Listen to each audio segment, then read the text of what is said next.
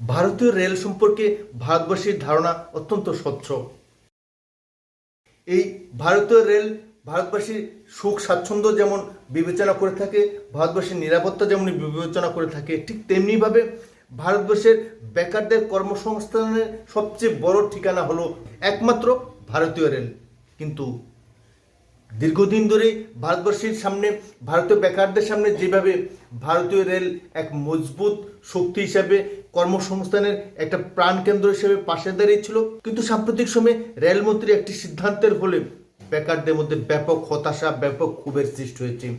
বলছেন ভারতীয় রেলমন্ত্রী, তিনি স্পষ্টভাবে নির্দেশ দিয়েছেন রেলের আধিকারিকদের যাতে করে বেকারদের জন্য কোনো কর্মসংস্থানের ব্যবস্থা না করা হয়, বরং রেল দপ্তরে যে সমস্ত অবসরপ্রাপ্ত কর্মচারী আছে তাদের বেশি করে নিয়োগ করার জন্য। এই নীতি কি কেন্দ্রীয় সরকারের কর্মসংস্থানের নীতির অংশ? বেকারদের পেটে লাথি মারার একটা চক্রান্ত, যেখানে সরকারের উদ্দেশ্য হলো কর্মসংস্থান করা, কিন্তু বরং কর্মসংস্থান নয়, কর্মসংকোচন নীতির মাধ্যমে রেলমন্ত্রী সমগ্র ভারতবর্ষের বেকারদের সামনে এক কঠিন সংকট উপস্থাপন করেছে। দেশের অর্থনীতিকে কিভাবে চাঙ্গা করা যায় সেদিকে নজর না দিয়ে রেলমন্ত্রী বরং সংকীর্ণ স্বার্থে বেকারদের পেটেই লাথি দিচ্ছেন।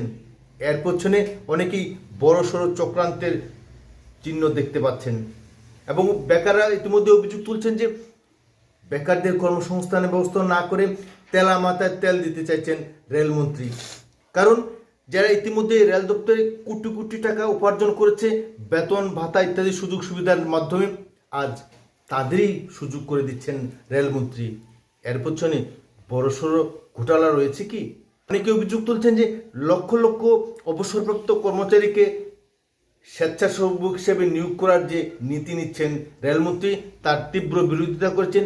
সেই সঙ্গে রেলের বিভিন্ন কর্মচারী সংগঠন সরাসরি কেন্দ্রের এই সংকোচনবাদী নীতিকে তীব্র সমালোচনা করেছেন এবং এই আদেশ অবিলম্বে প্রত্যাহারের দাবি জানিয়েছেন।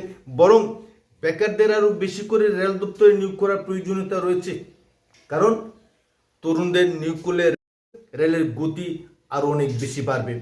বেকারদের পেটে লাথি মেরে রেলের অবসরপ্রাপ্ত কর্মচারীদের আবারও পুনর্নিয়োগ করে এদেশে এক বেকার বিরোধী নীতি নিতে চলেছে রেল দপ্তর।